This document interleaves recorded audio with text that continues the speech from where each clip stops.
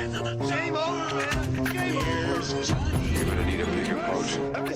Why so serious? I am Iron Man. This is a tasty burger. Welcome to the InSession Film Podcast. Welcome to episode 546 for August 7th, 2023, and I'm JD Duran. And I'm Brendan Cassidy. Hey, thanks for joining us, everybody. I hope you're having a great day, because I am 1 year older. JD, happy birthday, my friend. Thank you. Birthday. I am getting old, as evidenced by our review of Teenage Mutant Ninja Turtles Mutant Mayhem, which is available right now. But in case you haven't heard that episode yet, we started that whole show, Brendan, by talking about how there is verbiage in that movie that I, as an old man, did not know what it was. Oh, yeah. We basically opened that entire conversation as a therapy session for you going through a midlife crisis. Yeah. I was ready to sit essentially, you down and ask, like, okay, like, do we need to have a talk about this? Have you bought a motorcycle yet? Have you gone through We're this getting whole close. process? Yeah, Oh, we're man. definitely getting to that point, because that film certainly made me realize that I am not of the youth anymore, and I'm getting older. Can I ask you something? So, like, what do you see when you look in the mirror, right? Because, like, I feel like when I still look in the mirror and I think I see like a 14-year-old, because I don't know. Maybe I'm just immature. I don't know how you feel about that. Yeah. And then when I see maybe one light gray hair, I freak out because it just adds to the realism of all of this. I mean, I don't really think about it too much, but often when I meet people, especially if I'm clean shaven, maybe that's why I tend to let the facial hair grow out a little bit more, because it adds years. But most of the time when I meet people, and if I'm clean shaven, they'll think I'm 10 years younger than what I am. That's a lot of the response I get. Well, then to be blunt about it, that means, as far as I assume, you're taking good care of your skin. I do nothing. You gotta do stuff. You're at that age, man. You gotta moisturize and cleanse. I could give you a full tutorial about that. That's actually something I specialize in. And here's the thing. This is the difference between you and I, Brendan.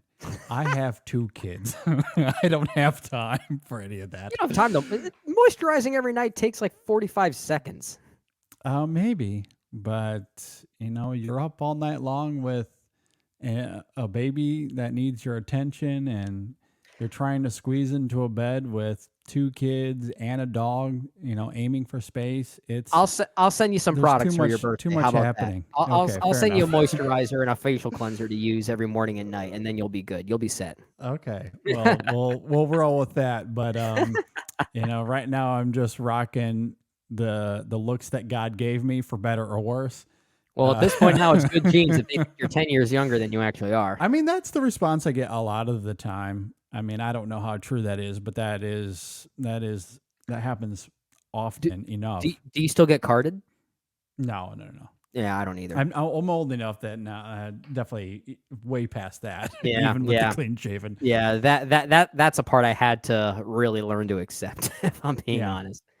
Yeah, no. So I haven't really contemplated mortality, or the fact that I am getting close-ish to that kind of midlife thing. But it was, if anything, movies like Mutant Mayhem are fun, because and I don't know if I would have said this before this movie, but certainly with this film and the dialogue that's there, it's like I don't understand any of this.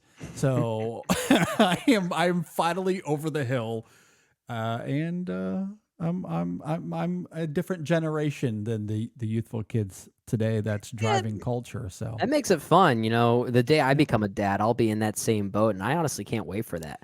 Well, and I'm glad that you say that, because also part of the fun too, and I haven't said this yet here, but I did mention it in that Mutant Mayhem review, is that if there's something that is happening dialogue-wise, word-wise, that I don't know, I just ask my 7-year-old, and he's like, "This is what it is," and then he explains it to me, which is a fun little dynamic. That's amazing. So, yeah. At any rate, as we get into this week's show, we're actually going to open with a little Barbenheimer box office, because reasons. And then we're going to transition to an interesting pair of movies. So obviously with Mutant Mayhem coming out, we've already done the review, but we thought, you know what? Let's look back at that 1990 Teenage Mutant Ninja Turtles, because that was the first movie I ever saw in theaters. I was 5 years old at the time. Oh, I didn't know that. I knew it was a nostalgic film for you, but I didn't know that was your first time in the theater. That was my first time in the theaters. I was 5 years old. I remember my dad taking me to see that. Now that text you sent me of a splitting image of Splinter makes a lot more sense. Yep. And we'll get to that. I've always been fond of that movie, and I thought this would be an interesting way to revisit that movie. And then we'll we'll change swiftly to a very different movie as we talk about Pee-wee's Big Adventure. So basically our own version of a Barbenheimer here. Yeah, What will we call this? Pee-wee MT or something like that? Something to that effect. You know, it's interesting because obviously we were talking about Paul Reubens last week and his unfortunate passing. And we had talked about how I haven't seen that film since I was really young, probably around the same age, probably 4 or 5. And Pee-wee's comedic sensibilities weren't really my thing as a kid, but I had never revisited it as an adult. So Brendan suggested, why don't we watch that? And we'll talk about both these movies. And I thought that was a great idea. So cool. That is the lineup for this week's show. However, I do want to open with this, though, with a thank you to our patrons. Yes. Last week, we began this new thing where at the beginning of each show, we're going to record some exclusive Patreon content that you can go and listen to at patreon.com/InSessionFilm. Yep. You can go and sign up there. We actually just recorded this week's a little bit ago. We had a lot of fun talking about Harry Potter, so prepare yourself for that. Yeah, if you're interested in what movie critics have to say about the difference between book to film adaptations, you might want to sign up for Patreon to get our thoughts. Definitely on check that. it out. It was a lot of fun. But, you know, that's the thing that we started last week. And this week we got 2 new patrons, which was very exciting. So I want to say a thank you to Jason Ryer. I hope I'm pronouncing that right. And Darren Hines. They both signed up on Patreon. So thank you to those gentlemen. And we also got an upgrade from a current patron, Giuseppe Vicaretti. He signed up for the $5 a month level there. So thank you for all of that, Giuseppe. We hope that you enjoy that tier. And it's interesting because I reached out to him because he was at the $1 tier. He jumped up to $5. And as part of that, you get an InSession Film t-shirt. So I asked him what he wanted, and I hope it's okay. I'm revealing this, Giuseppe, because I thought it was really cool. He wanted one of the #JD tier shirts. Of course he did. That. I just love that. Of course he did. This thing's gonna take off, dude. Yeah. So I thought that was very cool. I hope it's okay that I revealed that, but I thought it was great. I thought that was really funny. I wonder if we can, like superimpose an image of like a crying Michael Shannon or something like that onto that, because I feel like that movie Midnight Special is sort of what coined the term JD tiers, or at least that was kind of the prologue to it, right? That was kind of chapter 1. It was around there, yeah. And then Ryan McQuaid kind of took off with it. I will say this: I am working on a Midnight Special themed shirt for the store. Yeah. So maybe we'll keep that one. I'm trying to figure out how I want it to look. There is a phrase that we've come up with, and I've designed that already. But I want to try to figure out a way to incorporate Michael Shannon in some way. So that's what we're working on. Anyway, and we'll send one to Michael Shannon. We should, yeah. Anyway, it's InSessionFilm.com/store is where you can get t-shirts if you want to go check all that out. Another shameless plug. Exactly. Let's talk a little Barbenheimer box office, because Barbie crossed $1 billion. Billion-dollar Barbie. World record, or maybe not, I mean, at least a record in some way for a solo film by a female director. Yeah, so that's Greta Gerwig is the first solo female director to cross that threshold, which is extremely exciting.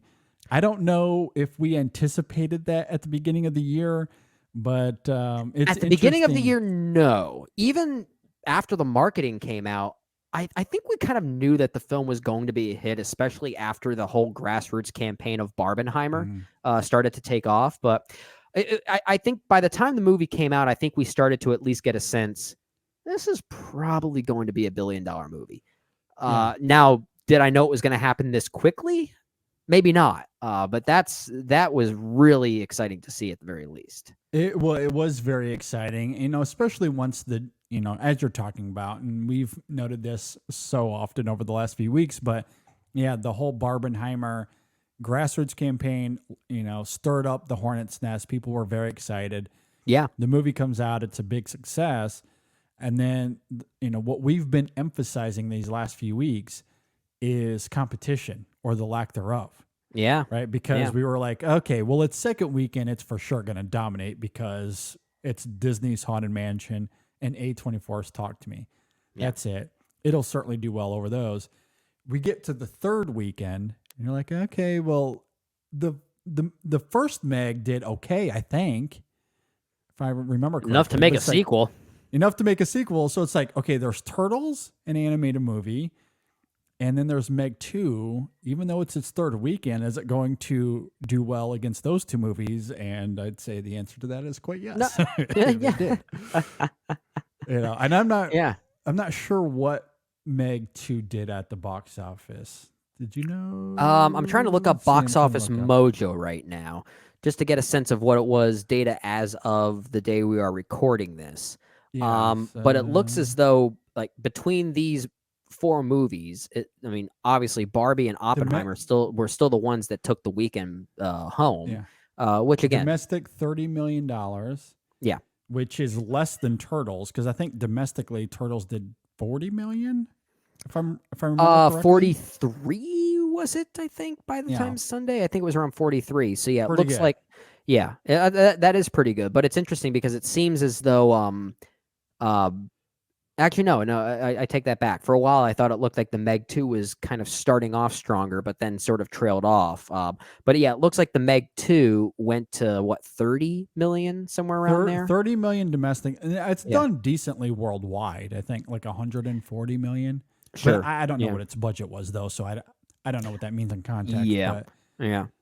But Barbenheimer's still riding strong. That's the message here. That's the message. Yeah, absolutely. Yeah. And then going into next week, what do we have? We have Jules and the Last Voyage of the Demeter. Oh yeah, it's that certain chapter of Dracula. Which that looks interesting to me. I am kind of interested in that one, but I don't think it's Barbenheimer defeating. Yeah, exactly. That's my point. That's my point. Yes. Yeah. Nothing against those two movies. It's just I don't think they're taking. I think if you're a betting person, I think at this point with the next weekend that we're about to see, Barbie and Oppenheimer are going to be number 1 and number 2 respectively again. I think it's very possible. And Oppenheimer currently, I know it crossed 500 million. Yeah. I think 552 worldwide. Not bad for a 3-hour movie about a scientist from 1945. With a lot of people talking in rooms where a lot of the movies in black and white. Yeah, pretty crazy. That is good movie. Absolutely good insane. Movie. And it is interesting when you compare it to some of Nolan's other films like Inception or Tenet, or even Dunkirk, which obviously are more action oriented. This is men in rooms talking for 3 hours. But I guess that's the thing. We talk about just people wanting good movies. That doesn't mean they need good action movies. They don't need there is a form of excitement you can get from a movie that's not built on action sequences. And I feel like that's always been sort of the common, mindset going into a movie is that, if it's an action movie, if it's a big blockbuster of some sort with action sequences or space battles or superheroes with capes or something like that, that screams box office success. But I think with the success of Barbenheimer, the question is, what really does scream box office success? And I think that's a fascinating question to really, centralize around all of this. Because and now we talk about this a lot, the success of Oppenheimer specifically, it obviously has a lot of thanks to give to Barbie and Greta Gerwig and everyone there. But the fact that it's still carrying a lot of weight all these weeks later is a sign that maybe you don't necessarily need those superficial things that we commonly associate big box office success with. It could come in different forms. Absolutely. And, you know, it's when you look at Oppenheimer, and we did talk about this last week, that I'm sure there's a certain percentage of people that went to see it that went because of the Barbenheimer experience. Right. But $550 million for a movie like that, to me, it's more indicative of quality more than anything else. And people wanting to go see a good movie that's not a superhero movie, that's not blockbuster trash, that's not CGI soup. At The least timing was optimist in me certainly wants to helpful think there. that. Yeah, absolutely. So, you know, hopefully the studios walk away with the right lesson. We know they're not going to. I mean, all week, what did we hear? Barbenheimer is $1 billion movie, or going to be, and it doesn't have a sequel. Oh no, what does that mean? Like, it doesn't need a sequel. We know that the studios will likely green light one. And well, we talked about this before. Our friend Nicole Ackman made a great observation that the only sequel I'll be interested in is if it's from Ken's perspective and it's directed by Noah Baumbach this time. Yeah, with the two of them writing it once again. Yeah. You know, I would wholly be interested in that. And I could maybe see spin-offs coming down the pipeline here. I just don't know if we need a direct sequel to this. I do think it's going to happen at some point, with or without Greta Gerwig, but you know, and maybe with or without Margot Robbie. I don't know. I mean, if they don't want to sign on for a sequel, and selfishly, I hope they don't. Yeah. You know, because artistically, I feel like this film mined what it needed to, and we don't really need to go further unless we want to simply throw something out there as a money grab, which we know the studios want to do. That's exactly what they want. Yep, they're in that business. And so, yeah, they'll certainly do something, and it won't be nearly as successful, and we'll all be sitting here sarcastically wondering why. Mattel Cinematic Universe incoming. Hey, I'm looking for that Barney movie, though. I'm not going to lie. I'm curious about that. Yeah. Like, I mean, I don't know if it's going to be good. I'm just curious based on the description that we've been hearing.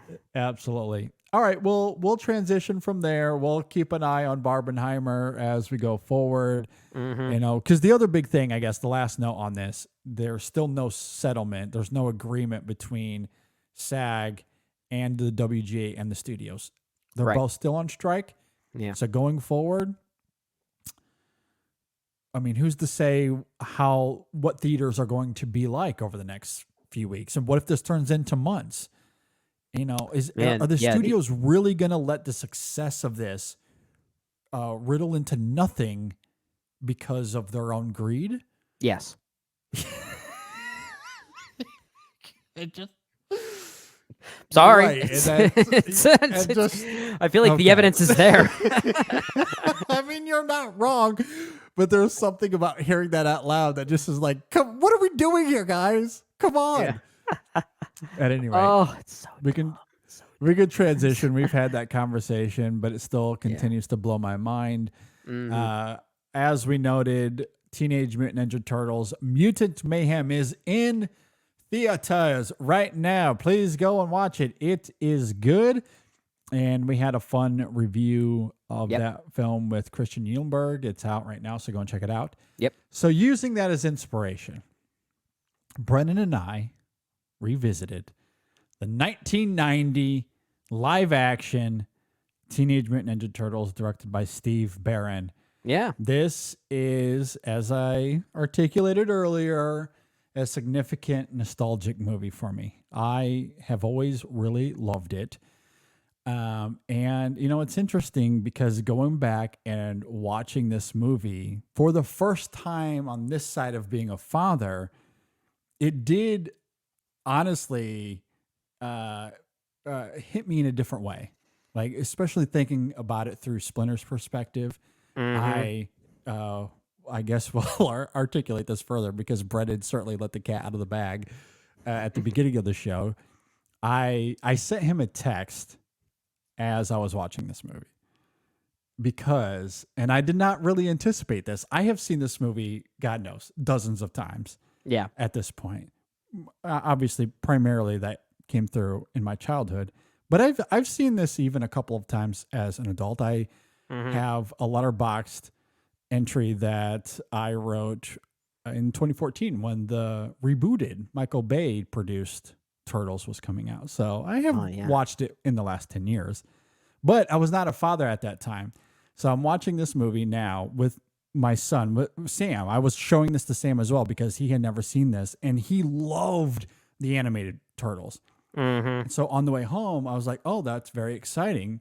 I can show you the animated series I grew up with if you want to watch that, which we watched a little bit of. And I said, there's a live action movie from when I was a little kid. And that sparked this really fun conversation because he was like, how did they do that? How are they live action turtles? And so we got into a conversation about the costumes they had. And he wanted to know what that was like and what Shredder looked like. It was really an adorable conversation. That's Sam sweet. had a lot of fun questions. That's sweet. So I am sitting down with Sam. We're, of course, eating pizza. What else would you eat duh. while watching this? Which we did not overpay for. And so we're sitting down, we're watching this, and like 5 minutes in, Raphael has that moment with Splinter. And Splinter has this really tender dialogue with Raphael about how much he just loves him. And he kind of has this gesture toward Raphael and says something to the effect of, I'm here for you. And I'm watching this with my son, like literally 2 feet in front of me. And I begin to sob, like hashtag JD tears. I walk away. I got to walk out of the room. I was like, I did not anticipate JD crying this. during Teenage Mutant Ninja Turtles So there it just is. shows It's a how new one. great of a dad that he is. Yeah. Yeah. I will say this as we start talking about the film a little bit more, I guess, seriously here. I still really like this film. I do think it is actually quite good.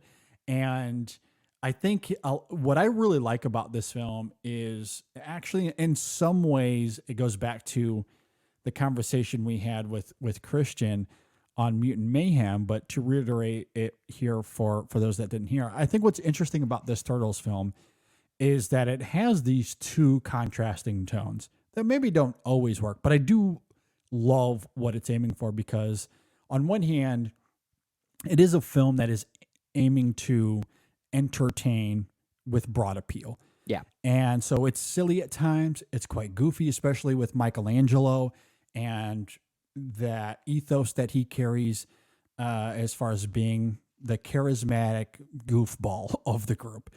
You know, that's driving a lot of it, but it's not just Michelangelo, Donatello, Leo even has some fun moments, but there's a lot of silly goofiness to the film, especially with its 90s quirks that is so prevalent in this movie as well. But there's also a darker belly to this film.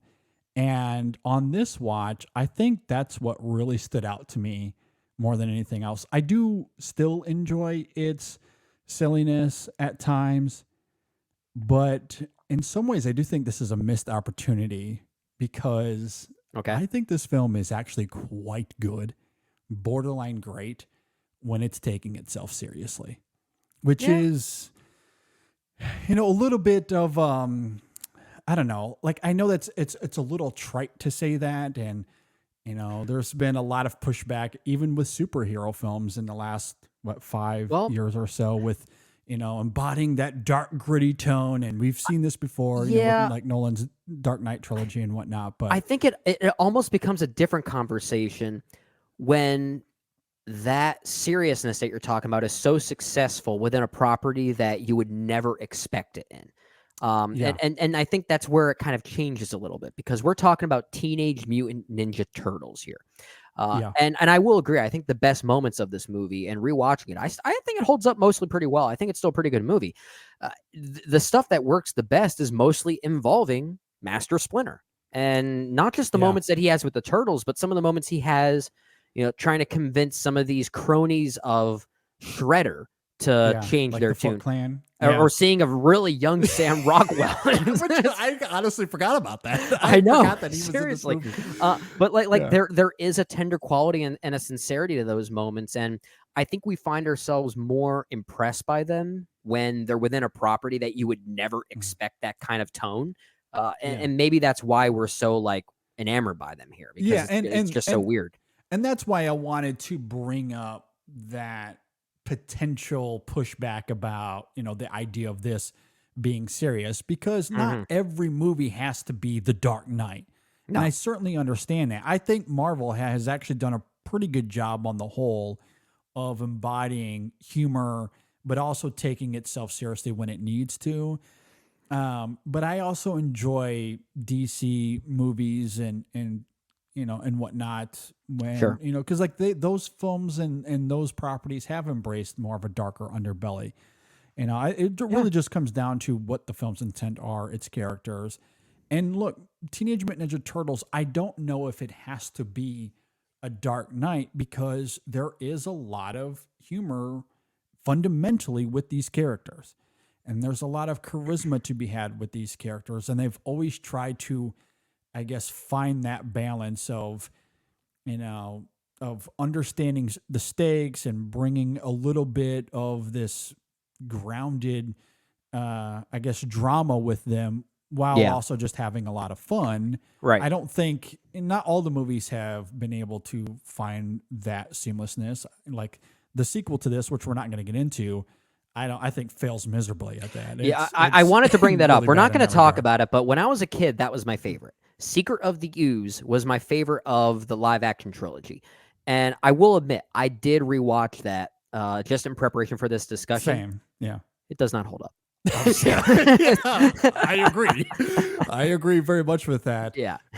And so, finding that balance of goofiness and camaraderie, but also understanding that, when the stakes are high, when you need to be serious, you kind of bring things back to zero. Like that is a hard challenge. That's a challenging thing for a lot of filmmakers. I think this film does a pretty good job with that, though. Sure. On the whole, and like its broad appeal, the goofiness, the fun of it, I think is great. But I truly think, though, that if they went for more of that serious approach here all the way through, this genuinely could have been quite good. Well, because those moments here are great. And there are a few that obviously stand out. And one of them is that moment with Raphael and Splinter. And I think on this rewatch, another thing that stood out to me as, we kind of get into this, Raphael as a character here, I think is actually quite awesome.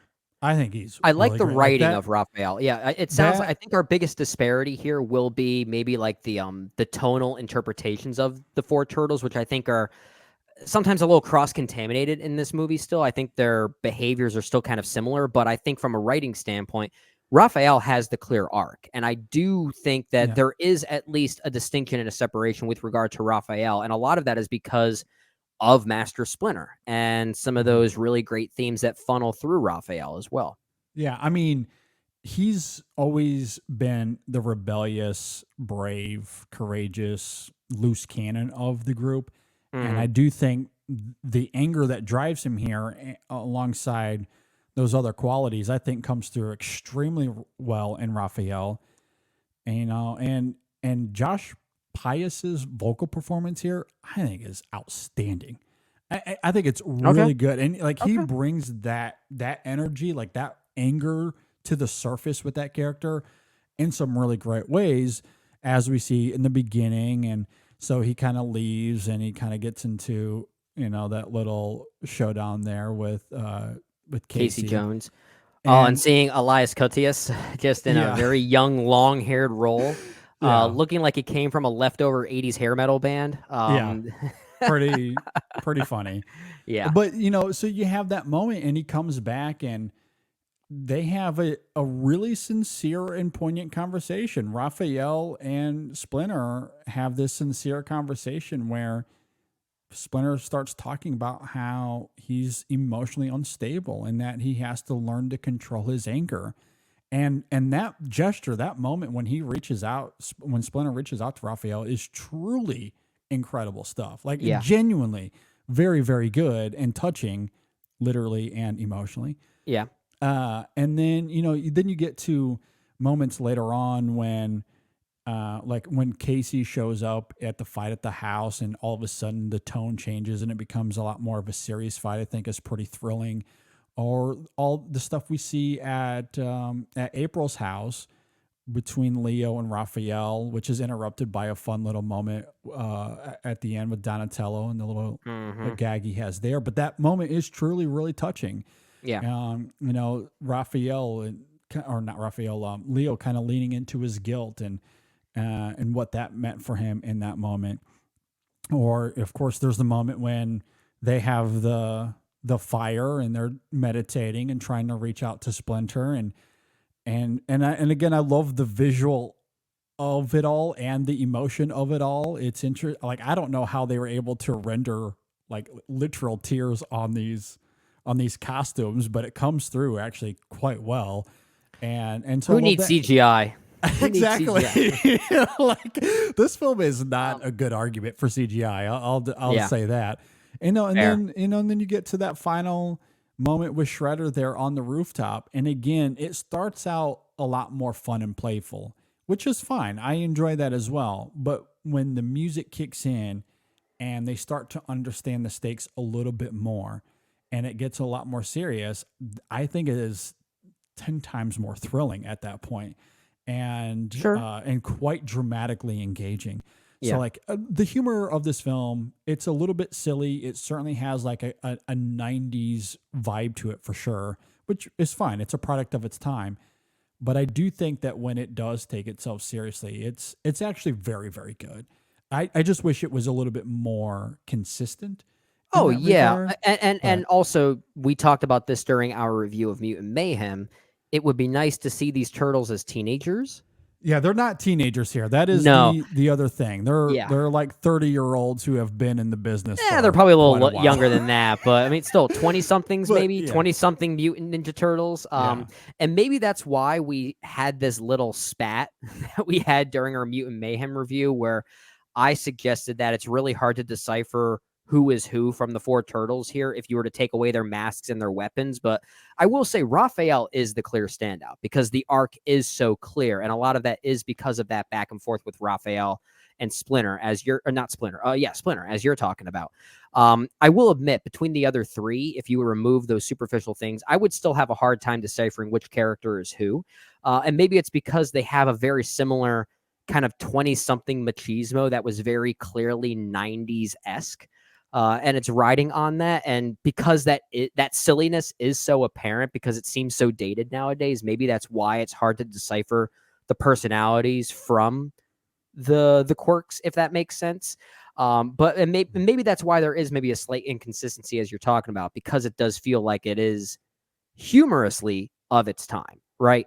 But the ideas of it being so serious, those moments that do take itself very seriously and sincerely, that's where it's timeless. That's where we find ourselves like gravitating towards it a bit more, and why we latch onto those ideas more clearly. Well, I think part of this is that it's adapting itself from two different forms of Teenage Mutant Ninja Turtles, because I do think it is channeling the animated series in a lot of ways, given its humor and those comedic sensibilities. And that show was so popular at the time. I don't blame them for wanting to channel that same charisma and that youthful energy into the show, or into the film, with these characters and the fun. No, it makes sense. It makes sense. This came out, I think 3 years after that original series started, because that series started, I think, in 87, if I'm not mistaken. Something to that effect. And it was extremely popular. And so I understand tonally why they wanted to do that, because the animated show was that as well. It was very youthful. It was a lot of fun. It was over the top with its humor. And I loved that as a kid. However, and if you've never read the comics, you will never guess this, but the comics are extremely brutal and really dark. And, and nothing like the animated series. It's not even close. And so this film, it was never going to go for that R-rated, slice them and dice them kind of thing that the comics did. However, it did try to have a little bit of a darker underbelly, like this dramatic poignancy to it. It tried to that have its cake was and eat not it there. too. Yeah, absolutely. And I respect that. Even if it doesn't always do. succeed, I at least respect that. I agree. And I think it succeeds more than it doesn't, but Sure. that at times I do think is a little jarring. And you can certainly tell where it is manufacturing itself in that regard. Like that big fight they have in Oprah's apartment building. And, it's, Raphael is there lying on the ground half dead. And the other three are fighting for their lives. Yeah. And it is so silly. It is goofy. Michelangelo has like the drum bells, and he's like The trying nunchucks, to, is that what you're thinking of? No. He like there's the moment where he I takes get it. symbols, Okay. like the Yeah. drum symbols, and he like clashes a guy's head with them. Yeah. Or whatever. Okay. I see. What you At mean, one yeah. point, Donatello tries to grab a bike and like bicycle kick a couple of guys, and then falls on his face. Like it's having a lot of fun. And look, I don't necessarily dislike that, but it is interesting how the film is. It is very much trying to have its cake and eat it too. It is being silly. It's being over the top. And then it also is, but it's also trying to have this serious underbelly simultaneously. It's interesting because rewatching the film again, I was most reminded of Tim Burton's Batman from 1989. And there are certain artistic choices, aesthetic choices specifically, that I was reminded of with that film, especially some of the sewer sequences that kind of carried a similar, almost gothic, grimy kind of sensibility. But I think it's pretty ironic that Batman and then this film kind of went in reverse as far as what it was compared to and what it led to, because this film, as you're saying, was somewhat adapted from an existing cartoon series as well as a comic book. But with Tim Burton's Batman, it kind of helped then spearhead an animated series. So it kind of went in the reverse route. But I think at times you can tell that this film and what Steve Barron was doing as a director, they were trying to capture what was so successful at the time with Tim Burton's Batman. And maybe that's where some of those tonal inconsistencies come in, but it's also why I kind of do respect the film, at least of this live action trilogy.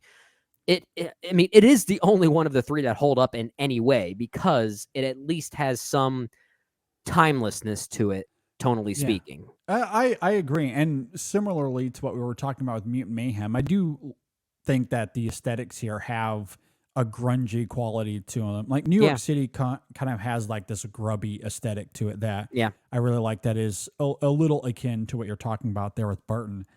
And I do like that about this film. I love its darker sensibilities and its serious elements. As I was talking about earlier, I think all of that comes through very well. Perhaps where you and I will disagree, and you mentioned this a little bit, and I don't know if it's because I was so heavily involved with the animated series. I watched it religiously as a kid. Maybe that's a part of it. I don't know. I don't know if you grew up on the series. I know you're a little younger than me, so you might have caught up with it after the fact. But I watched the series more passively. It wasn't necessarily like honestly, as a kid, I was actually more drawn to these three movies, the live action movies here, especially Secret of the Ooze, as I mentioned, which does not hold up. It's not good. But that was really my gateway to TMNT. But I did watch some of the animated series. It just wasn't. I wasn't religiously tied to it. So I was the opposite. So like I grew up on Transformers and Teenage Mutant Ninja Turtles very religiously. Like those were the two things I watched all of the time, and I've been very vocal about Transformers here on the show. Yeah. And this is in a very similar camp. So maybe that's a big part of it, because I'm there watching this all the time, and you see the distinct personalities of these four so vividly. Yeah, I would for agree. Me, in the film, it comes through similarly. You could tailor between the two. Yeah. So to me, and maybe this is blinded nostalgia, I don't know, but to me, it is so mountainous, the evidence, with Raphael being the angry one, the rebellious, courageous, angry. Like the whole first half of this film is Raphael being unable to control the anger. He leaves twice, almost gets into a little bit of trouble, with Casey, and then the second time he gets his butt kicked, and and is almost killed because of that anger as he, escapes to the rooftops, and then the Foot Clan, almost kills him. Right. And then there's Leonardo, who's the leader of the group, and throughout a lot of this film, it's him trying to figure out what the right thing to do is. And they joke about, do you have a plan? What is our plan? What are we doing? And then he's the one that tells Raphael, we don't need you anymore. And then he feels immensely guilty, not just because they're brothers, but he's supposed to be the leader of this group. So that is his arc here. Michelangelo is the goofy one of them all. He's the comic, he's the clown. And that is his personality in this film. Donatello is the brains of them. And that is maybe where it's the most murky. I think that does come through in a couple of scenes, but it's not quite as vivid and as transparent as something like the animated series is, or even Mutant Mayhem. They make that a little bit more apparent. It's there, very distinct in that movie, for sure. For sure. And in the animated series, the original animated series, it was also very apparent. So I walked into this knowing that Donatello is the brains of this group. He's the one that has the gadgets. Yeah. And how that comes through tangibly in this movie is he's the one that can fix cars and radios and things of that nature. Whereas in the animated series, he has this whole van with gadgets on it that he's invented. He's got like phones that he's invented, like communication devices that he's invented. And this film isn't quite going down that route because it's trying to be a little bit more grounded. Right. So I understand why they don't.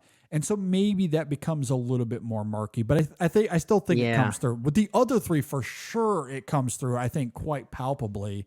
Donatello would be the only one where I might agree with you a little bit. I think it's maybe less so on their respective quirks, what they specialize in, as you're talking about, or maybe even their respective arcs, because I do think that there's at least an attempt to give each of them a certain arc, right? I think maybe it's more of the vocal presentation as to why I had a hard time deciphering them, because it got to a point when they were just all sitting in a room talking, when they weren't governed by plot, when it was really just based on the camaraderie. It got to a point where I thought, are they all voiced by the same person? And I think it's because they all speak in the same kind of almost like Bill and Ted bro-ish kind of way. They are brothers, Brendan. So I'm just saying. Are they quads? Are they all twins? It's like that's maybe, but it's they like came from the same. Yeah, I mean, honestly, they were probably born at the same time. Well, and I guess that maybe gets into my difference. Maybe the problem I have is not necessarily the arcs, but really just the overall personality execution. Yeah, and this is where nostalgia might be genuinely blinding for me. Fair. Because I have seen this film so many times that you could blindfold me and I could tell you who's talking in every scene. Like I do not have that. That's problem so at interesting, all. yeah. Because I see, and it really could just come down to I've seen this film so many times. Maybe yes, you're able to tailor that. Yeah, I will say this as well. I think Josh Pius as Raphael is genuinely distinctive. I think he's the standout. I will die Absolutely on that hill. the standout. Yeah, he's very good as far as channeling that anger and that rebelliousness and just how different he is from other. I think Pius does a really great job in that regard. The other three, I can somewhat concede to your argument. But again, I don't have that problem. But it just could be because I've seen these and that's many fair. times. That's fair. But again, that means that you've done enough of the work to find those hidden things to decipher them apart, right? Yeah. And I just haven't gotten to that point. But then again, when I watched the film as a young kid and I loved it as a kid, I didn't really care about that. It was a bunch of turtles fighting. That's what I gravitated towards. Well, and that's where I think having the distinct personalities really helps. And again, that's a hill I will die on because Michelangelo is a clown in this film. And he's supposed to be. He's the youngest of them. He's very fun and energetic, and he's always cracking jokes. That is the ethos of that character, and I think Robbie Rist very much taps into that, even if you can't distinct the voice itself from, let's say, Donatello, voiced by Corey Feldman, of all people. Would not have guessed. Would not have guessed. So, so even if you can't distinct, the voices, I think Michelangelo, like, just listen for the clown. That's who Well, that's when you and I- know and I- Michelangelo is talking. I will When- at least say this. While I think it's a slight problem for me in this movie, it's a bigger problem in the other two. I mean, in The Secret of the Ooze, they are all the same turtle as far as I'm concerned. Okay. Like it does not work there. But again, I'm not tailoring that to this one. But yeah, like it becomes a much bigger problem afterwards for sure. Yeah, that's very fair. And again, that's where I think the personalities certainly help, because, even again with Leo, it's all about leadership and trying to find out, for him trying to figure out what the next steps need to be for the four of them. And I think that comes through as well in the vocal performance. So Yeah. then Yeah. Oh, sorry. Go ahead. Before you finish your final thought, I had a question for you. no, yeah, go ahead. Well, I was going to sort of transition a little bit because we obviously, as we're recording this episode, we just got done talking about Mutant Mayhem, and including that film. What is that? There's, I think, 7 theatrical films in the TMNT lineup. They're not all canon with each other, but that means that there have been 7 iterations in theaters of TMNT. Yeah. Like, have we seen enough of them to do a quick ranking of them? Did you want to do that? I mean, it is this one and Mutant Mayhem, and then the Nothing rest else. can fight themselves. Yeah, I don't Okay. care. Well, that's why I wanted to ask, because I feel like the conversation with pretty much anyone who has seen any of these films is that it's this movie and Mutant Mayhem. Doesn't matter what else. The rest Yeah. doesn't matter. Really, the only debate is this one better than Mutant Mayhem or the other way around? And I think I can argue that I think Mutant Mayhem is the more consistent and overall more streamlined film of them all. But at the same time, looking at this film as a time capsule film and what it was doing in 1990, and given our respective ages, sometimes that nostalgia helps a little bit. So it could go agree. back and forth. I think this film is as successful for what it's trying to do in 1990 as Mutant Mayhem is in 2023. Fair. In so many ways, though, they're so hard to compare because they're speaking to vastly different cultures. And obviously one is animated and one is live action, and you can do different things with those forms. So they're almost hard to compare, but I do think that while Mutant Mayhem is arguably the best of them, I will go to bat for this film and say that I don't think the disparity is all that much, especially if you look at this film through the prism of 1990, which a lot of younger viewers won't be able to do because they weren't around in. I can barely do that. I was 5 years old at the time. Well, what about your son? Because he has seen both of those films, and he right? loved And them both. Yeah. He loved them both, again, for very different reasons. But again, going to like the costumes, and that is another thing we can talk about with this film. Like the costumes for the turtles here are really great. Yeah, and is an incredible indictment on Hollywood. And look, good CGI. We talked about this last week with Pirates. Good CGI can go a long way. You can do so much. Davy Jones, baby. I think that is so good. Like, I think the 2 greatest CGI creations I've ever seen in film are Davy Jones and Dead Man's Chest, and anything we see in Jurassic Park, the original Jurassic Park. I agree. I think those are the 2 greatest forms of CGI that we have seen in movies. I completely agree. But there's a mountain of evidence of what you can do with practical effects. Yeah. As with what we see here, Star Wars, Alien, the list goes on and on. And I think the costuming here is actually really fantastic. Now, of course, the mouthing doesn't always match the dialogue, and by today's standards, maybe that's a little jarring, but I don't think it's that big a deal. While I still argue that maybe there is some, it's hard for me to fully decipher some of the personalities between them, I will at least say this for the 4 turtles in this movie. They're at least expressive. Like, when there is emotion to express, you can sense it in whatever their puppetry is doing. So it is there. I agree. They are very emotive, whether it be anger, joy, when they're joking around. And as we talked about, even sadness, we see literal tears on these puppets. But it's not just a literal tear. It's the facial expression that makes that tear make sense, right? It's very good. Yeah. Yeah. No, you sense the sadness in Michelangelo Yeah. and you see the physical tear. You sense the sadness in all of them. Yeah. Because it's a moment, and this goes back to why I think this film is at its best when it's grounded, because of how the artists here are able to tap into that puppetry, the vocal performances. And this is a film, maybe not too dissimilar from our conversation with Mutant Mayhem, where you have Splinter as this gentle father figure. Yeah. And more so, way more so than Splinter in Mutant Mayhem, he has this ninja background, you know, where he quote unquote trained in it, or at least he watched his master, his owner, you know, practice, you know, all of these martial arts moves, and he mimicked them. And it's, you know, that's a big part of the background of Splinter in these movies, in the live action movies.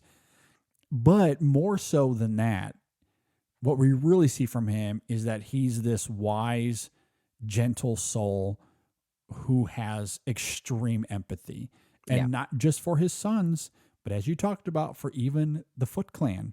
Yeah. That they see, and maybe even a little bit for Orokusaki as well. Sure. I think there's an argument to be made there. Like, and that comes through extremely well in Kevin Clash's vocal performance. I mean, kudos to that guy as well, because Splinter is he's magnetic here. He really is a presence, and I love that gentle tenderness that he brings to this performance, because Splinter here is he really is affecting in this film quite potently at times. Yeah. And even going back to the puppetry, like, I love the close-ups we get of him when he's chained up against the wall, and you see like the blood and sweat like dripping down from him. Like, it's incredibly detailed. Like, It is really good stuff. I appreciated that. You know, I'm looking on Letterboxd. I have a private list started where I was going to rank all 7 of these theatrical run TMNT movies, but given the conversation we had, that is an exercise that is just not worth it. It's not worth it. Because it's just the 2 that we talked about that we actually think are legit good movies, and I don't really care to rank the rest, because what does it matter at this point? I agree. I mean, I'd say really my only criticisms with this 90s film, aside from, you know, we talked about some of the tonal inconsistencies of the film, which I'm more than willing to forgive, because I love what the film is trying to do. It's of its time. Yeah. I mean, that's always going to be the case. But the two criticisms that I would have are the pacing of the film. I do think is uneven at times. Like, things happen awfully quick, and that could just come down to writing as well, and maybe giving the film a little bit more depth. And I think if this film came out today, they probably would extend this out a little bit more. Sure. And, you know, because this film isn't all that long. What is this, 90 minutes, I think, isn't it? Yeah. So I do think that this film today would probably come closer to like 2 hours.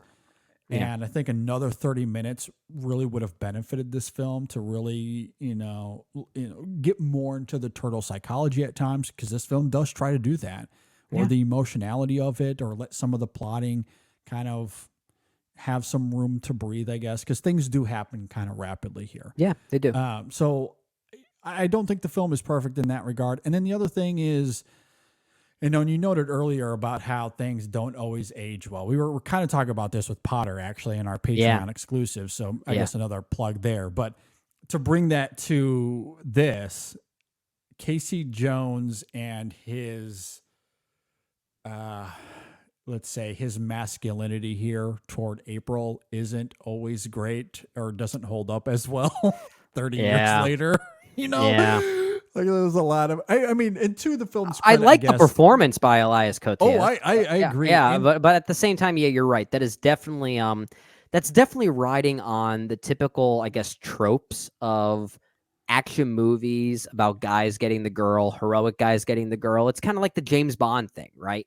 Yeah. And it's kind of falling into that same, I guess, trapping, which is a little interesting, because one thing I actually do like about this movie is the April O'Neil character. I actually don't dislike what's her name, Judith Hoag's performance. I think she's actually pretty compelling here, and has at least enough agency to give her enough of a character arc. which is why that dynamic between her and Casey Jones almost feels a bit deflating, almost like it's contradictory to that idea. Yeah, I agree, because there's a couple of times in this movie where, you know, Casey, and even I believe Michelangelo voices this at one time, where they talk about how like she's a babe, and like they call her all of these like female synonyms to that. And, this is totally Wayne's World when it does that. Yeah. I was But, half you know, expecting one of the turtles to at least go swing. Yeah. To your point though, and I will give the film credit for this, like April doesn't just sit there and allow those things to just happen. Like she's okay with them. Like she pushes back against that. At least with Casey Jones, she pushes back against them a little bit. So at least the film is a little aware of what it's doing in that regard. I don't know if it wholly works. Well, it certainly works better than the other two movies in this trilogy, where April, who is then recast, becomes more or less a plot point, or just there to help spout out exposition. No, I agree. So and I think the Casey April relationship on the whole works for me, but I think there's elements of it that don't quite hold up as well. That's fair. So that's something I would criticize. But I think on the whole, like this is a pretty good film, especially for its time. And I really like it a lot. I especially like when it takes itself seriously. And some of the music and all of that as well, which is so very 90s.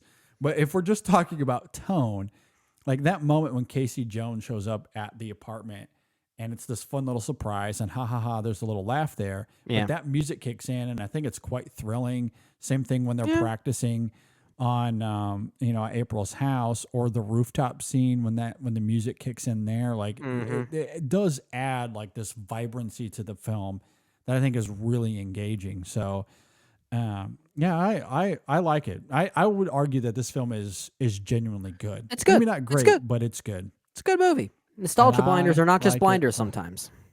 Exactly. So good stuff. I like it a lot. Let us know if you agree or disagree with anything. I guess before we move on, though, do you have any thoughts on the Shredder as a character here? I think most of my memories of why I thought Shredder was a compelling villain mostly came from my childhood watching all of these movies, and especially The Secret of the Use and how much of a bigger role he has in that one. It's not necessarily a better role. In fact, it's not a better role. Well, I agree. But I guess rewatching this one with a more adult/critical mindset, I kind of like that there's almost like this emptiness with regard to Shredder. Like he's not the most compelling of villains as far as him being a complex character, right? But I think that kind of adds to both the menacing and heartbreaking nature of him, that he's kind of like this distant, forgotten person of sorts, which in many ways sort of works as a parallel with Superfly and Mutant Mayhem. I think that's what it's more or less drawing on, that kind of similar thing. And again, we don't get much of Shredder in this movie, but when we do, we get enough of James Saito. Is that his name? Yeah. He at least verbalizes Shredder's dialogue in a way that has more on its mind than maybe the script is giving it credit for, if that makes sense. Sure. So yeah, I guess that's my long-winded way of saying sometimes it just takes a good actor to make a villain or any character more compelling than the page is willing to give us. Yeah, this is absolutely a great example of costuming and aesthetics and having the right person in the role. Yeah. Because I do, if you look version of him, I mean, it's a cartoon, so it doesn't quite have that same level of intimidation, especially given the buffoonery of that show. Yeah. And I like here, like the way he looks is truly alarming. Like he has this menacing quality that I think comes through extremely well, just in terms of presentation. And then you couple that with the vocal performance, and there's this harrowing tone to the character that comes through very well in the performance. And so it does render the character as this threatening presence, even if on the page he has very little to do. Well, I mean, let's look at another example that does something very similar, right? The overall look of Shredder, just the shape of his helmet. who is it somewhat reminiscent of? It's not too far off from Darth Vader. And we look at Darth Vader / Anakin Skywalker. We would sit here and argue he is a compelling character. But the reason why is because of all of these films functioning in totality of a full saga, right? Yeah. But we look at Darth Vader in only the original Star Wars, now dubbed, obviously, Episode 4, A New Hope. Is he a complex character in that movie? Not really. Is he No. compelling to watch? Yeah, he absolutely is. He gets the job done. But he's not necessarily a compelling character because it doesn't need to be. There's more to that story that adds complexity to that character. Now, that's not what happens here because these other movies like Secret of the Ooze and this third outing, which I barely remember, to be perfectly honest. But Shredder is a compelling presence. That's the point here. And that's all that this movie really needed. I think you make a really great point. I think there are a lot of villains, especially within franchises, that might have these massive reputations. And you look back at the first time we see them and they're great, or they're certainly something that's felt, but they're not. It's not there yet. We're at the beginnings of getting, because I agree with you. Like if we just look at Vader on its own terms and A New Hope, very menacing presence, no doubt about it, but certainly not the complex character that would come later. And they did set the foundation right for Shredder in that 90 film. Unfortunately, I agree. I agree. It could have been another trilogy where that character could have become more complex and made his way out of the garbage truck like he did. But Secret of the Ooze doesn't do that. It doesn't do that at all. No, not at all. But anyway, a film that I really like. I think it holds up actually pretty well. It's a good movie for the most part. Brendan, let's talk about movies. We do that already, right? We're talking about movies on a movie podcast. I know. Can you believe it? Well, I guess in this case, we're talking about going to see movies. To see movies. Yeah. And the overall expenditure that sometimes comes with seeing movies. We might be able to help alleviate that pain a little bit right now. Exactly. I mean, we've talked about this over the last few months or so, right? Because part of the conversation when it comes to Hollywood and theaters and, you know, what we've seen in terms of box office, a lot of it comes down to cost, right? Going to the movies is costly, and not everyone can do it all of the time. Right. But that's why we are here to offer you a little bit of a discount with Fandango. Oof. Fandango is, you know, they want you to go see movies. I don't know if they you know do this or not. Yeah. But they're a company that loves to sell movie tickets. They make it easy for you. They do make it easy. And right now, they have given us 5 digital Fandango gift cards for $15 off movie tickets, which is a lot. That's that is a lot. Significant. So you can get $15 off movie tickets. And in order to get one of these, all you have to do is follow us on social media. So it'll be Facebook, Twitter. I'm calling it that. Still Twitter. Instagram, Blue Sky, Threads, whatever. TikTok, we're there as well. Yep. Just follow us on social media. We'll have a post out later this week that will have instructions on how you can participate with this promotion. But we have 5 of them to give away. Yep. And we know that, you know, going to the theaters is expensive. So this will be a great way for you to go and enjoy your time at a pretty big discount. Again, that's $15 off movie tickets. We have 5 of these digital gift codes to give away. Yeah. So am I eligible? No, but I love you still. I love you too. Use Fandango all the time. Every time I go to the theater, I'm getting a ticket in advance through Fandango, and this would be a great perk to have. And I'm sure many people out there are in the same boat. So this is a great offer for sure. Absolutely. So we appreciate Fandango for sponsoring us. Yeah. Be sure to give them a follow as well, and stay tuned to our social medias this week. We'll have instructions on how you can win one of those Fandango gift codes. Okay, Brendan, my favorite thing in the world. Let's talk about coffee. It is the best medicine. Just the best. We love us some coffee, and not just any coffee. Yeah. Great coffee that tastes like you're drinking dessert for breakfast, and in a good way.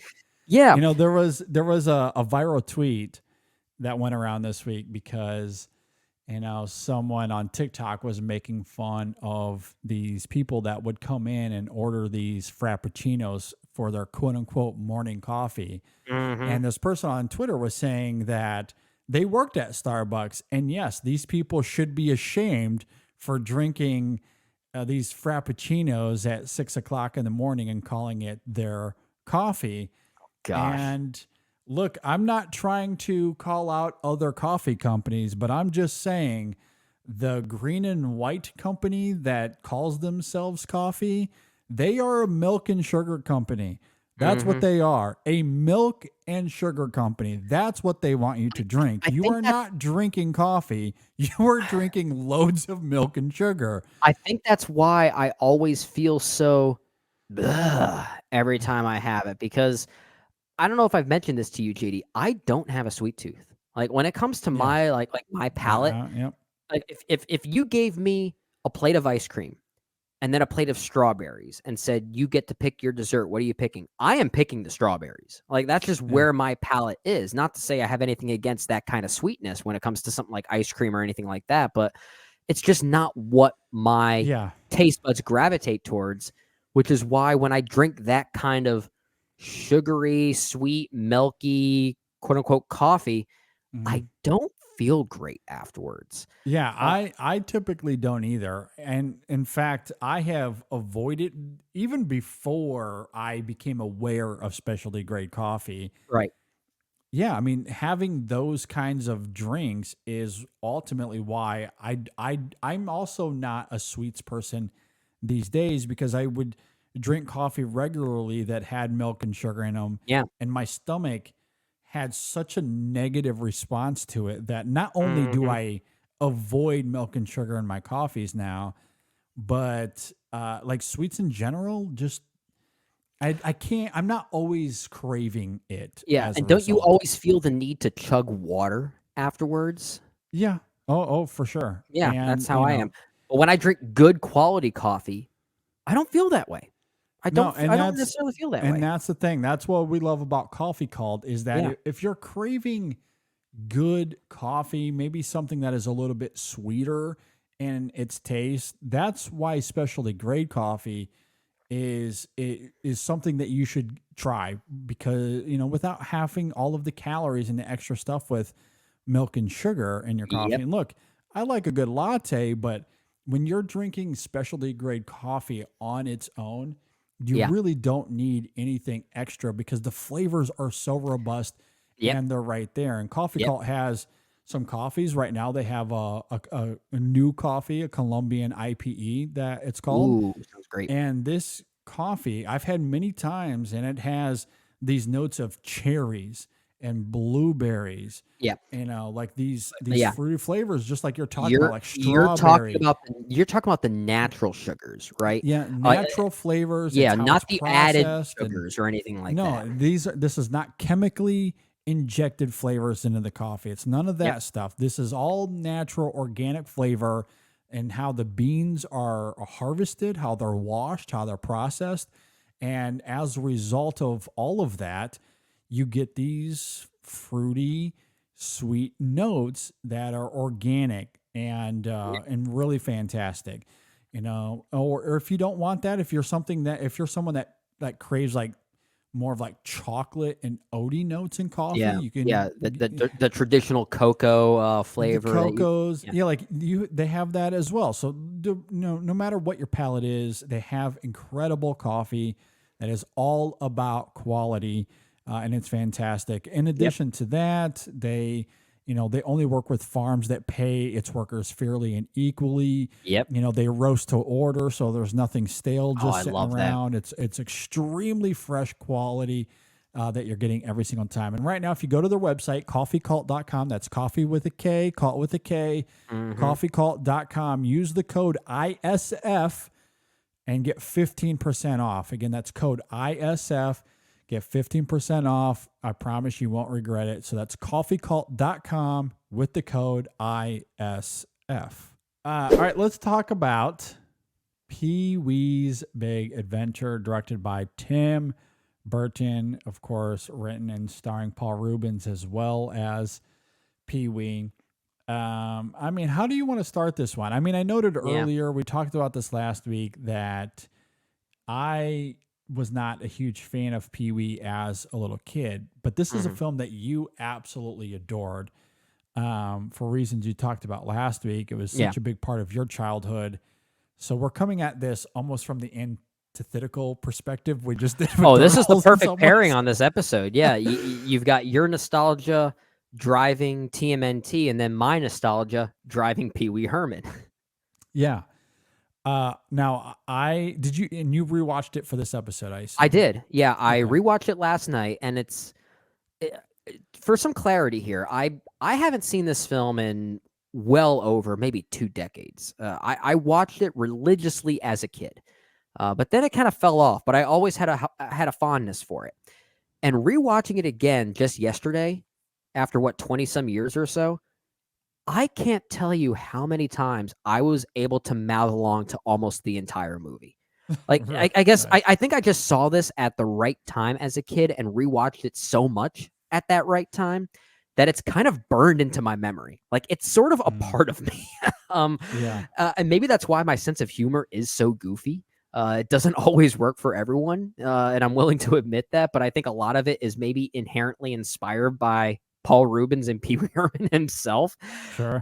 So I can never dislike this movie, and honestly, even rewatching it, it's a top 5 Tim Burton movie for me. Wow, It really is, and I think a lot of that comes in. It's me coming into it knowing that it's Tim Burton's first movie, and it is so thematically a Tim Burton movie. I mean, all of his movies, especially at this time, were about weirdos and outsiders just being accepted.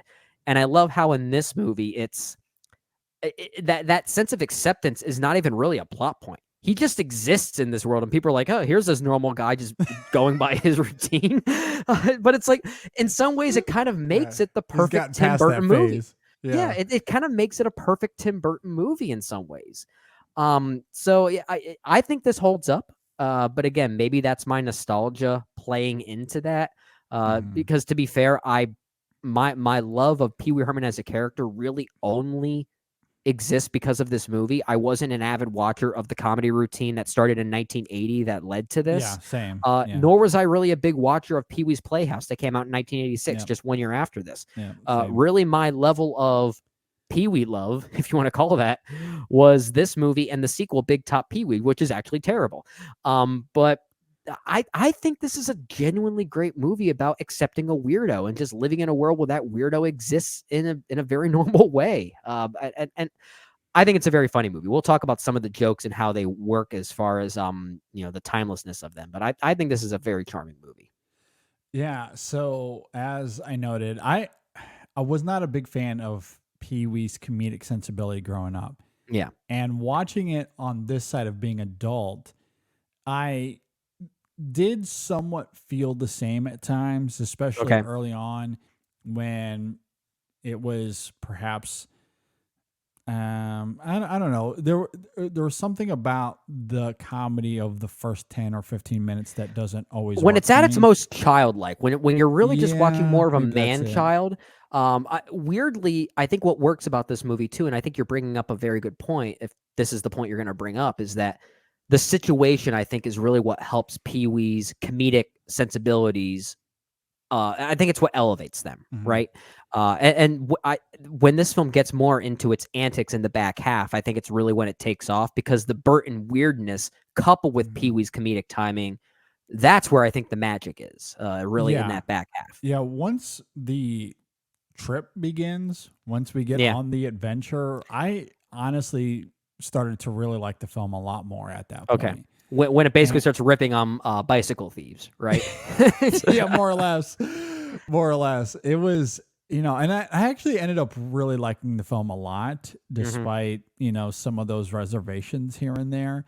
And I think part of the charm and the surprise for me with this watch here is that the film actually takes its time a lot more than you would think, especially for a film called Pee-wee's Big Adventure.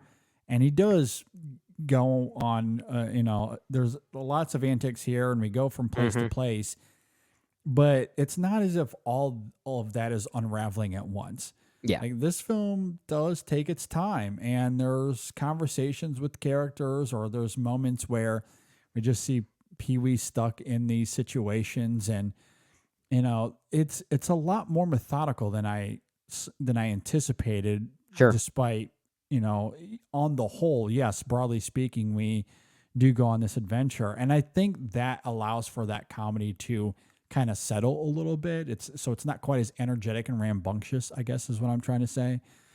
And then the other thing too about it that's interesting, and maybe this parallels with what you're talking about, and how this world just simply accepts Pee-wee for who he is, and we don't have to worry about him feeling like an outsider, and that he's, that he has this need to be accepted. Yeah. And obviously this is part of the arc of Pee-wee, so this is intentional.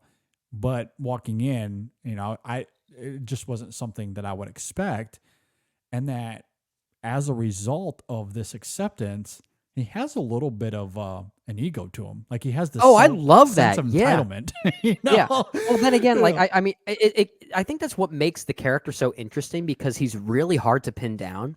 Like, there's no clear definition, or even, dare I say, orientation with Pee Wee Herman, right? It's never really clearly spelled out, but Pee Wee himself embraces who he is without having to put a label on it, which I think is kind of the charm, even despite the ego of that. Like, especially the way he treats the Dottie character, right? Played by E.G. Daily. To be blunt, he's kind of a dick. He's kind of a jerk. He really is. But I mean, I like that the film doesn't overemphasize the jerkiness to make him unlikable. Like, there's almost like a weird commentary to it that I think the film does a good job toward her. But I kind of like that, though. Like, I don't say that as a bad thing at all. Sure. Like, it makes him a little rougher around the edges than maybe you would anticipate, or certainly more than I anticipated coming into this film. He's a loner. There are things about him you don't want to know. And then when he hears that again, deja vu. Yeah, it's so good. But, I do find that interesting that, I mean, he borderline is unlikable, at least toward that character specifically. But there's a lot of sense of entitlement toward this bike, especially. Like, it's his special bike. And look, it is his bike. Understandably, he wants to get it back. I wanted that the bike best so bike bad as a kid. I really did. That he's willing to steal it. I even remember as a kid, sorry to cut you off, but as a kid, I remember trying to do some of those opening tricks, like sitting there, like doing this and then like that. Sure, and not easy. I may have scratched my chin a few times falling off. I'm sure. Yeah. I'm sure. But no, I kind of do love that about Pee-wee here. And despite this childlike presentation that he renders, it's, I think, a lot more complex than that with some of the actions. And that is a big part of his arc here, where, he understands that he made mistakes early on, and he has to learn humility along the way. Yeah. And how the film goes about achieving that, I do think, is very endearing, such as that, I forget the character's name, but the character that picks him up in his car, and they have to get by the police officer. Oh, and, yeah. That I thought was a really great gag. Mickey, I think he was the name of that. Yeah, it was Mickey. Yeah, or the waitress that he meets and comes across, and the conversation they have in the dinosaur, like, that was really endearing. And again, like, when I walk into this with that Pee-wee comedic sensibility in mind, like, how is that going to come off now? I might not have liked it as a kid, but it might be something I enjoy as an adult. And I do think that the film is able to kind of restrain it from being wholly over the top, which is somewhat my memory of it as a child. Well, yeah, you probably latch on to the first like 10 minutes where it is over the top. And it almost seems like that's the point, to kind of deconstruct that a little bit. I was just about to say, like, I think it's interesting how the film in that first 10, 15 minutes does overtly kind of, show Pee-wee as this larger than life figure. And then as the film goes, it very much starts to pull that rug out from under you in these really interesting and compelling ways as he begins to learn that humility. So it's as if that the symbolism of it is, I'm Pee-wee, I have this sense of ego, like nothing can touch me. And that's when the Pee-wee Hermanisms are at 11. You make a great point there, and why this movie could maybe be a bit more daring nowadays than ever before. Because one thing I do love about the film, as I mentioned, is the open acceptance of a weirdo like this and how he blends in with other weirdos as if that's just part of the lifestyle, right? But what happens when that weirdo becomes overly proud of their weirdness that they become the villain of their own story, right? Like that is a possibility, right? And that's kind of a daring notion nowadays, especially within our current sociopolitical climate. I think that's kind of interesting, and I don't think that was on Paul Reubens or even Tim Burton's mind when they were making this movie. No, certainly not. But I don't think so anyway. Something about the way they presented all of this, I guess, made it, adaptable as time goes on, which I weirdly love about it. I agree. And I love that Pee-wee never really detracts from being who he is as a result. Like, despite that lesson of humility that he has to learn here, it's not as if he completely changes by the end of the film. Yeah. I mean, still in those final scenes, he's still trying to avoid Dottie at all costs. You know what I mean? Like, he still doesn't want to be a part of that relationship. Yeah. But yes, he does learn this humility, and there's an apology that takes place that's very sincere and charming. But still at the end of this film, despite that lesson, he's still, Pee-wee that has this self-confidence to him. And I kind of love that. I mean, I still think there's some interesting texture there to the character. Which I think also helps emphasize that self-confidence is maybe even a bit of a facade, is the moments we see of him playing the bellhop in the movie that inspired his life, which I think is maybe among... That's so good. That might be my funniest gag of the whole film. Well, honestly. it's like because that's the perfect deconstruction of everything we're seeing, right? But at the same time, just taking it in a vacuum, we've seen so many comedic actors have to try and convince us that they are bad at something, right? Yeah. In many ways, I don't think that's necessarily an easy thing to do. I agree. And I think this is one of the best and funniest examples of an actor trying to convince us that their character is just so bad at something. And in this case, acting.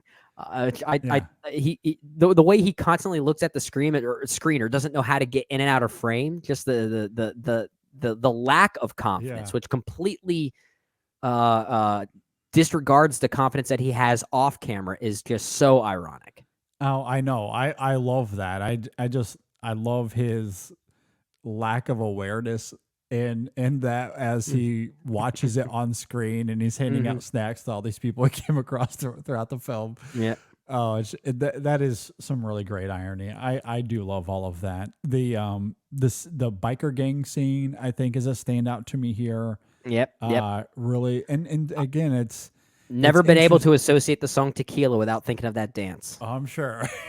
Well, and I think that scene is fascinating because it's a little bit of everything that we've talked about here, right? In that he walks into this bar and he's clearly, picked out as the outsider, but conveys a little bit of ego, a little self-confidence, and goes and does this little dance. And then, because of that self-confidence, it allows him to become a part of this gang sort of, and have these friendships. It's just fun how he has to learn humility without sacrificing personality.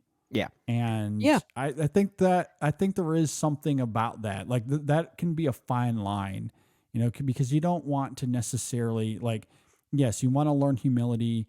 Having an ego can be a bad thing, but you don't want to do that at the point of where, where you're losing your identity. No. And I think this film actually rides that line impeccably. I think it does that very well. I think what also helps too, and I don't know if it's really helping what we're talking about here, because we're talking about this like consistent through line with regard to Pee Wee Herman as a character and just his overall arc. But the structure of this movie, if you're looking for narrative consistency, you're not necessarily going to get it here, because like in many ways, this really does function like a series of vignettes, right? And in some cases, completely disregard the next scene, like when he finds himself accidentally in a bull riding competition.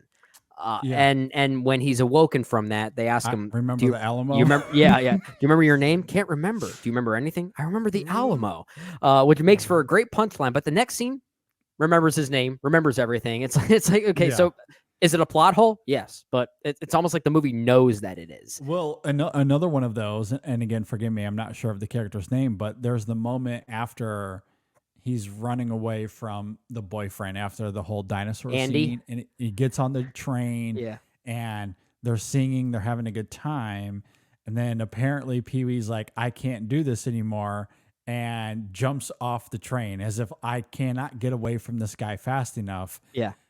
But he shows up at the end and they're best friends and everything's I know. fine. And at the same time, whatever he was carrying in his bag, I guess must not have been important. Yeah, exactly. Well, knowing Pee Wee Herman, it was filled with toys, right? Yeah. Yeah. Which we kind of see at the beginning, right? When he does open it the one and only time in the film, and he has like that gigantic thumb he puts on. So It's so great. So great. yeah. So like for sure, it's got all of his, comedic toys that he needs. But But that's yeah, just talking point, about this though. It sounds like we're in agreement that the back half of this movie is where it's at its strongest.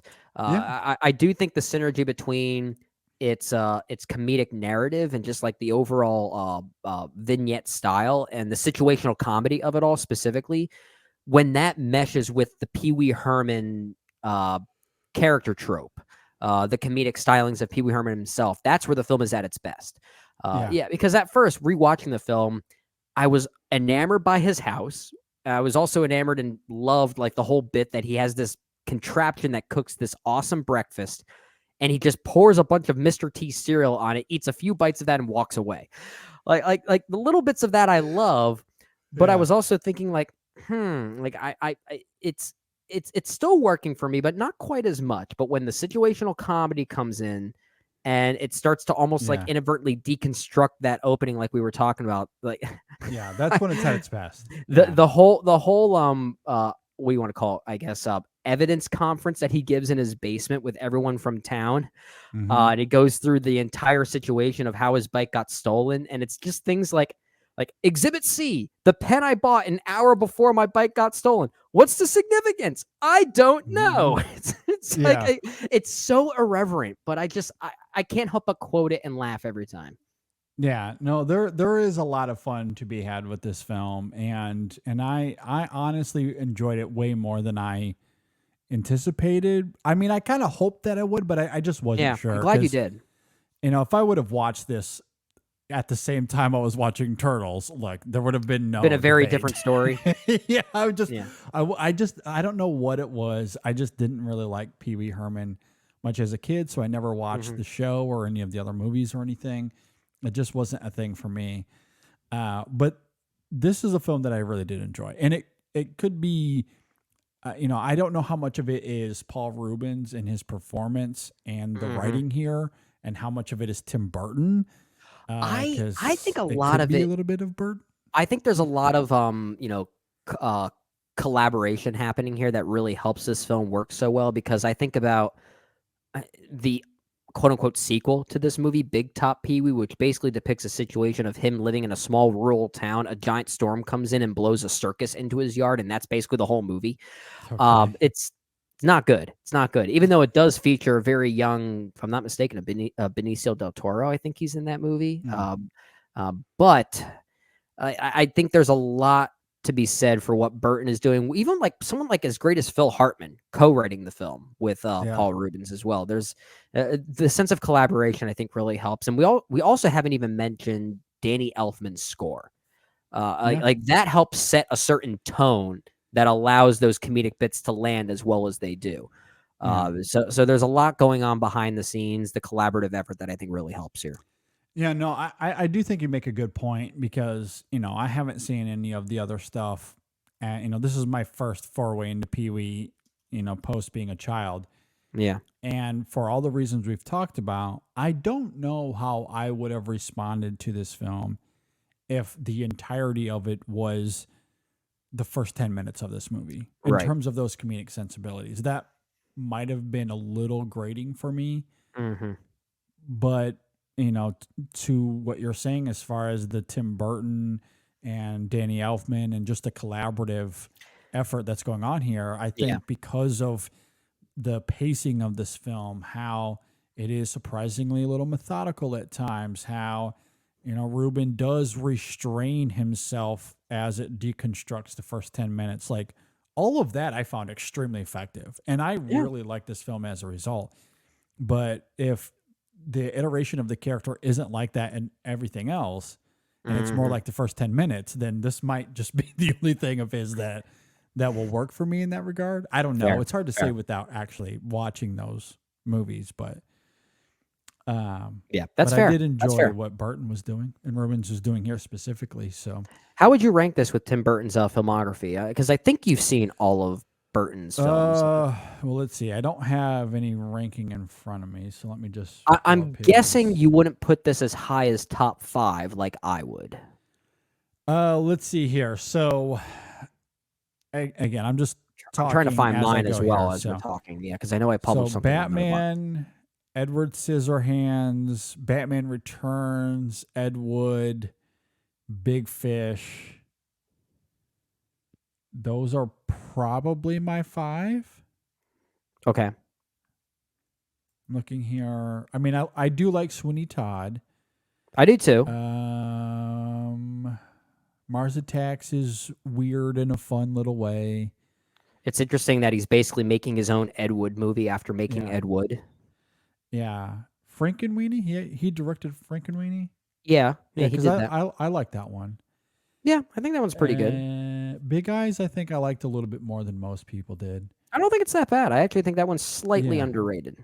But I'd say Batman Returns, Scissorhands, Ed Wood, Big Fish. Those are my 5. Okay. I think I would have this at number 5. I know the order could change, but Big Fish, Batman Returns, Edward Scissorhands, and Ed Wood are the 4 I would put above this. But I think I would put this at number 5. And maybe some of that is nostalgia. And it's also just so interesting to see Tim Burton at such an early age before he got suffocated by his aesthetics. And there are moments where the movie is clearly Tim Burton just from a thematic angle, but the typical Burton isms that we tend to associate him with, they only come in spurts, mostly in those dream sequences. The dream sequences here are so Burton. Like they almost feel like they were like trial runs for Beetlejuice in some ways. It gets pretty close. This was his debut, right? It was his debut. Yeah. I mean, I know he did Frankenweenie, or he did a short film of that prior to this, which he obviously made as an animated feature later on in life. But I think this was his directorial feature film. Gotcha. Yeah. Yeah, I'm trying to find. I can't really find it on Letterboxd. I might have to look it up later. But so this is probably I might have this as 6 though. Interesting. Okay. Yeah, I think I would have this as high as 6. Okay. Because Mars Attacks I don't love. Beetlejuice I'd have to rewatch.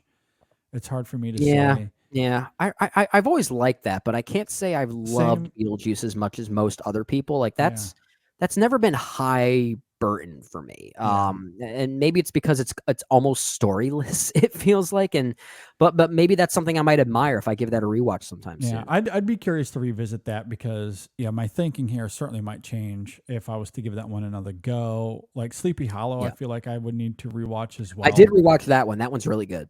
That one holds well. That one holds up well for me. Okay, so that's one I would definitely have to give up. But the rest of these, and Sweeney Todd is in that conversation. That's around 6, 7 for me for sure.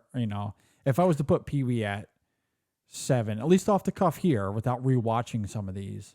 Yeah. I'd probably put it, right there with Sweeney Todd. Yeah. I do think Sweeney Todd is Tim Burton's last truly great movie. I agree. I mean, maybe I could say that about Big Fish because I don't know if I would call Sweeney Todd great, but I do think it's very good. Yeah. But at least in that echelon. Even like like we talked about, I like Big Eyes. I think it's a good movie, but I wouldn't necessarily call it very good or even great. But I think Sweeney Todd is the closest he came to finding a way to, like, I guess, what's the word I'm looking for? Create this synthesis between his old stylings and with this new CGI soup that was kind of feeding into his current styling, right? I think Sweeney Todd's the best collaboration of those aesthetics. What do you think of Corpse Bride? I like I don't know. I've always found it kind of dull, if I'm being honest. It's a movie I want to like more because I just have such a soft spot for stop motion animation like that.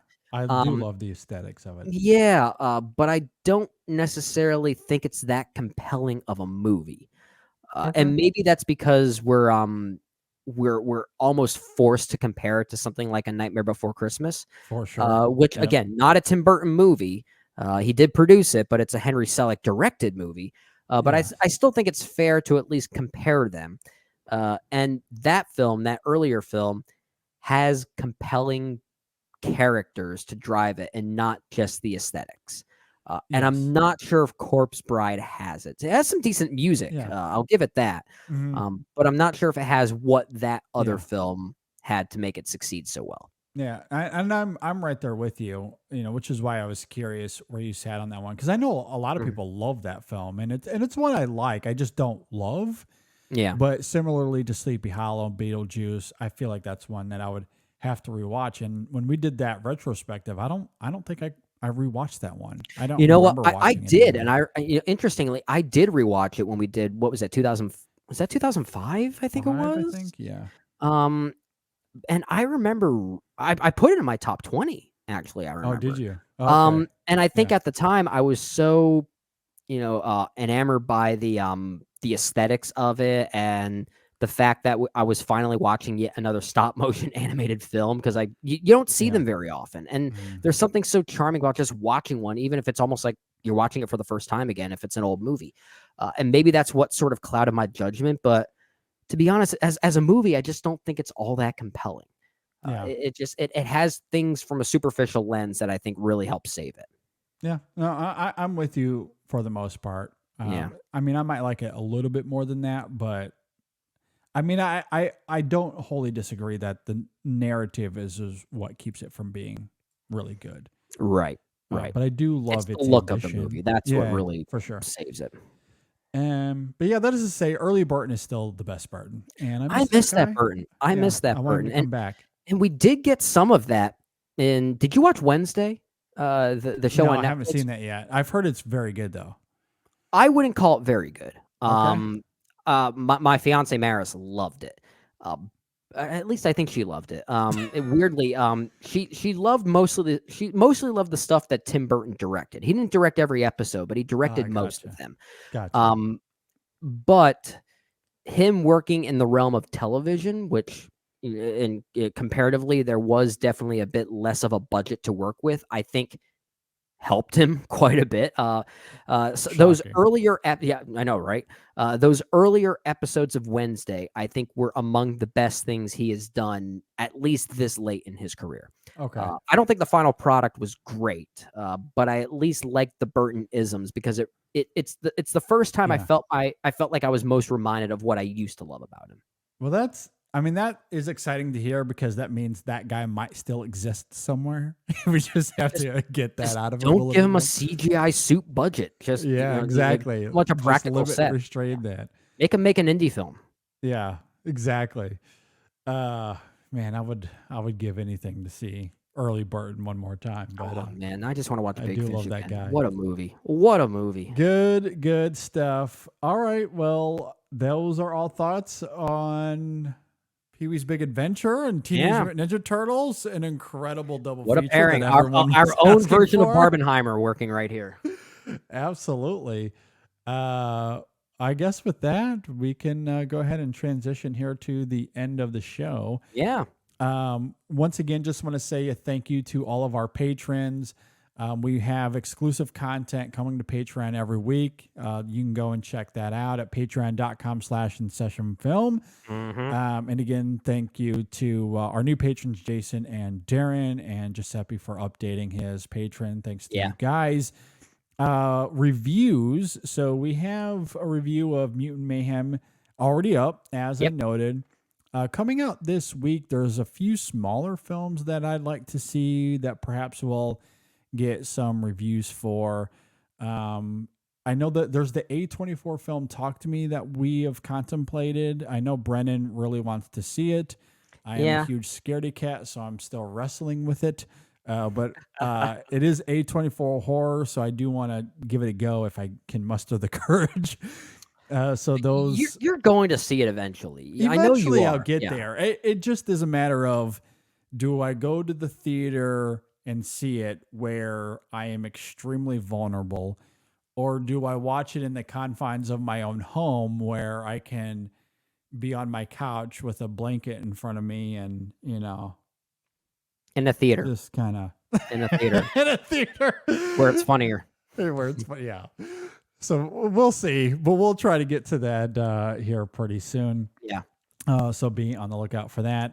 Women in Session, by the time this goes live, their new episode will be up as well, where Brian Suspielis joined the ladies to talk about their favorite films in the Criterion. Which was a really great time. So definitely go and check all of that out. Please leave us reviews, Apple Podcasts, Spotify. Like us on, or be sure to subscribe on YouTube.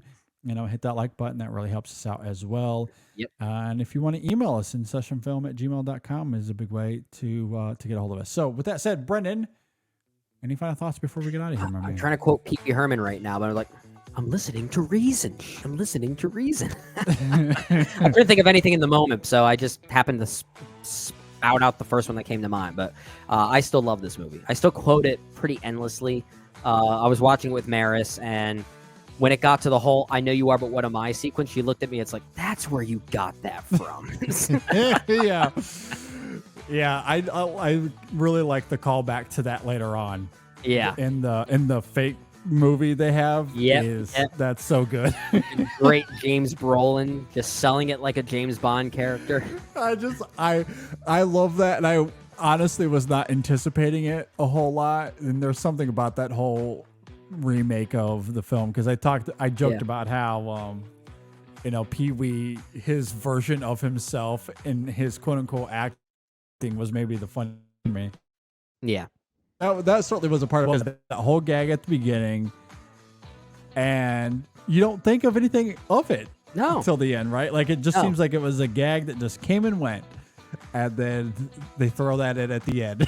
Yeah, it's so good. I love that. And we didn't really talk much about the meta components of the film with regard to Warner Brothers, but it's not like how we're used to seeing meta qualities in movies these days, because they're usually very literal and very direct.